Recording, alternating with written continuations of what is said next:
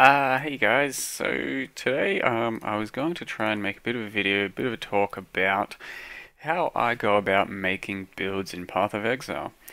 Because I'm sure it's got some differences in some cases to what you would do yourself, or if you don't actually make any builds yourself, maybe this would be a decent starting point for you to actually try and maybe just take some tips and just get out there and try and make some of your own builds as well as following guides.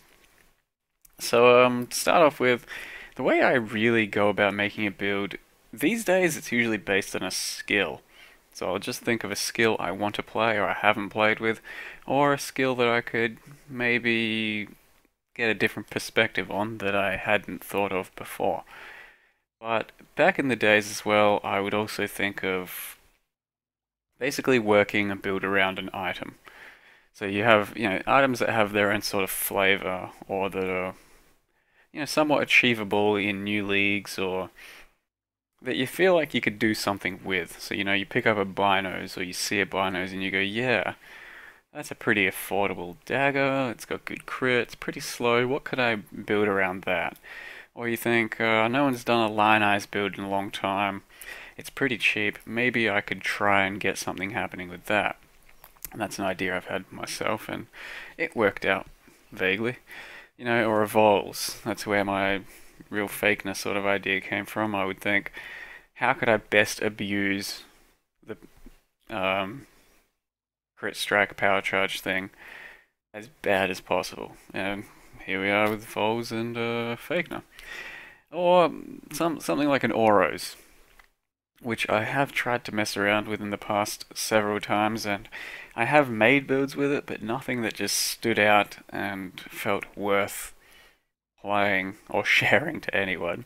So that's still quite an ultimate challenge item. I think like Flicker Prolif or something is probably the best thing people have come up with for it so far. So the starting point is, yeah, it's either an item or a skill. And then you try and work your way from there. So, you could also just think, oh, I haven't played around with Incinerate ever, in my case. Maybe I'll try and make a build out of that. Or any skill. So once you've picked a skill or an item, you got to think, well, once you've picked a skill, you got to try and think about the gear that you're going to use with that skill. Or once you pick the item, try and think about what skill you want to use with that item. So take Auras for example. I've been thinking I could use Leap Slam and then do some Prolif, or just Leap Slam and clear with Fire Pen, something like that. Or Flicker Strike, a heavy single target that you could then Prolif off of, because it's got a lot of fire damage and it's fairly slow and it gets you killed. Or something else heavy single target that could then Prolif, or Spectral Throw, entirely elemental. It's there's a world of opportunities in this game.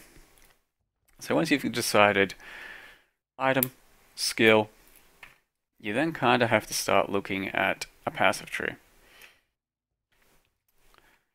So the way I would go about it is then I'd get an item, I'd get a skill, and I'd pull open PoE Builder or whatever you guys use, and just think about what I'm going to do with the passive tree. To start off with, I usually just mock up some sort of passive tree, not very refined at all. Like, we're going to use Lion-Eyes, for example. So you want to use Lion-Eyes, right?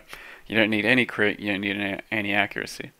Well, actually, you don't need any accuracy, but you can decide up to you if you want extra crit or not. When I decided to try and make the build, I thought, I'm just going to go for as much bow damage as possible. So one of the things that's important is to be familiar with the tree. At this point I'm pretty familiar with the tree, so I just know exactly where I want to go and what I want to get, or what I think would be worth getting. So you just mock up whatever kind of tree. Don't need crit, obviously. This way, get some fizz nodes. So for Lion-Eyes build, I imagine you're just going as much fizz as possible, as heavy into the fizz. Ondar's probably not going to help except for defensively. Just it doesn't matter what you do. Start off with, grab all sorts of stuff. Whatever looks cool, whatever you think's going to help you build. Blah blah blah, blah blah blah. Up there. Ooh, Lots more fizz over there. Sure, some elemental, some fizz, some attack speed. Why not? It's all good. Really doesn't matter what you're doing to start with. Yeah, you think about it a bit. After that point, you sum up your passive tree. You look over here, you get 280% bow. Yeah, seems pretty decent. Fizz, it's a lot of fizz. See if you got sufficient attack speed. You've grabbed some good attack speed. You check out your defenses, 105% life. Now, chances are it's not going to cut it anywhere ever. So, yep, definitely needs more life. 125, that's still kind of weak.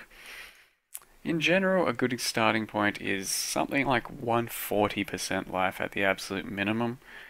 150-ish is usually around a bit more comfortable. If you're playing hardcore, you probably want about 170, 180 at the very least.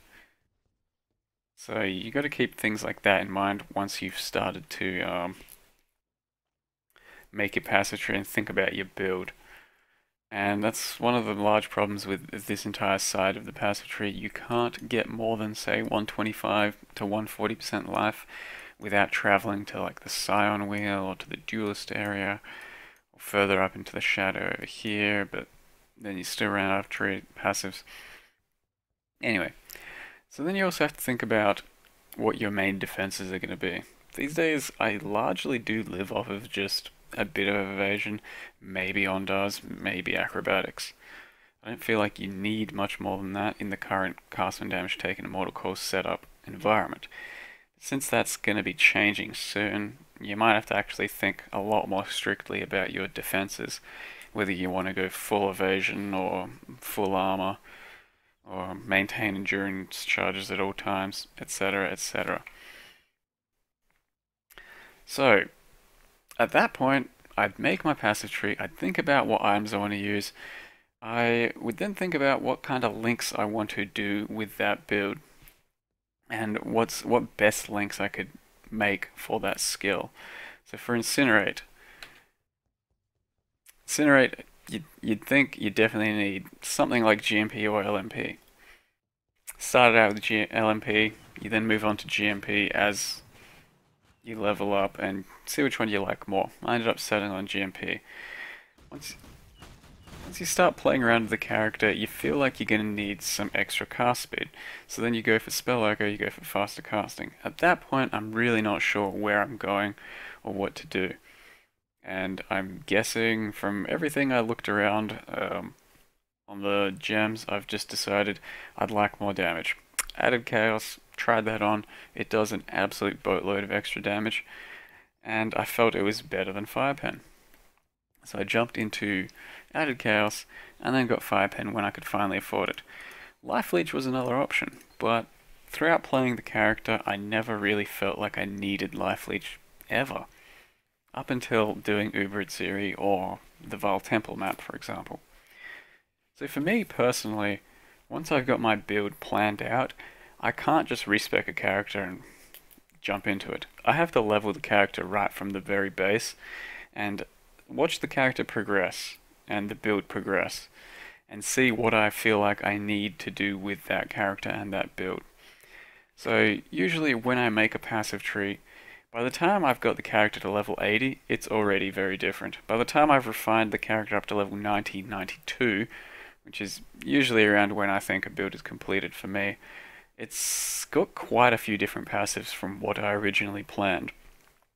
Because you start leveling, and, you know, originally I didn't have a lot of cast speed nodes, for example, on this build. You start leveling and you think, geez, I really feel like I need more cast speed to warp, or to actually cast and do damage to get my stacks. So all of a sudden I found myself grabbing more cast speed. I originally had a lot of fire damage on this build. And as I was leveling and equipping more gems and skills and everything, I figured out that fire damage isn't even that high a percentage of all of my damage, so I had to drop this fire damage and focus more on spell damage, or elemental damage, or cast speed, because that's universal. There's a lot of just changing as you level the build, so I don't think you can ever really, you know, theory crafting a build is one thing, but putting it to the test right up until about level 90 is when a build really will come together and and essentially become more complete so that you learn everything about it and everything that the build requires, and facing every challenge that the build may have, to then understand what you need and where you need it and when you need it and all that. Like another example is I didn't originally have Combs boots. I was playing without stun because usually with about 5k life you can get away without having to do any stun immunity. But on this build I really wanted Combs boots for stun immunity because every time you'd get stunned your incinerate would get interrupted and you'd be doing no damage and it'd just feel terrible. So these boots ended up working their way into my build when I originally had no plan to use them. That's kind of the best, that's kind of the way I would go about it. I'd level the character. I know not everyone likes leveling and all that, but that's just my experience. At some point you're going to have to start thinking about how your character's going to deal with Reflect. A lot of cases, Arctic Armor deals with Reflect for characters such as this. For Incinerate, Arctic Armor does pretty much all of the work. If you're building a super high damage build, you're probably going to have to go into Vile Pact with Life Leech. These days I've managed to avoid doing that quite successfully on a lot of characters. Maybe their damage just doesn't quite hit high enough. Maybe I can play carefully enough. Something like that. But you're going to have to start thinking about Reflect and how your build will deal with Reflect, because it's a pretty big issue. You're going to have to start thinking about how you get your life back. Where are you going to get your leech from? Because chances are your build needs leech. Almost every build does these days. Leech is amazing. You need it just for a bit of sustain. This build I ended up getting just 1% fire leech on the belt, and that seemed to be enough for me to just get some sustain happening. The rest of my life is covered through life flasks. But you got to start thinking about if you're going to need like physical leech, if you're going to need the life leech gem, if you're going to get it from elsewhere on the gear, all that sort of stuff, or how you're going to be able to sustain your character. And on that note, where are you going to get your mana from? How are you going to cast? Do you need Mind Drinker? Do you need 2% Fizz Leech? Are you going to sustain from that? Are you going to run Clarity? Are you going to be Blood Magic and skip the entire mana area and problem and just cast entirely off of life? I find that is often a very good solution for elemental builds because you can then reserve your entire mana pool and it's worth dropping that extra link on your main setup just to not worry about that at all. From then on, that's pretty much it. See how far your character can go. Test it in its theory, the 78 maps, the hardest stuff, the Vile Temples, and try and refine your character. And then see if you can do anything better next time. These days, now that I've made so many characters, I'll be reusing old ideas for new characters, basically. So if I think of wanting to use a new skill, say Ethereal Knives, never tried it before, let's try it. I'll probably build it similarly to how I built a Crit Glacial Cascade character. Kind of similar things, or a Freeze Pulse character, I guess. Kind of similar things I think about if I want that same amount of life, if I want my defenses to be Arctic Armor, if I'm going to be how the passive tree is going to look. You kind of reuse old ideas because you know things that have worked and you know things that haven't. If you tried out a full evasion character and it didn't work for some reason on that build, but you loved full evasion, maybe it has a place in another character, in another skill setup.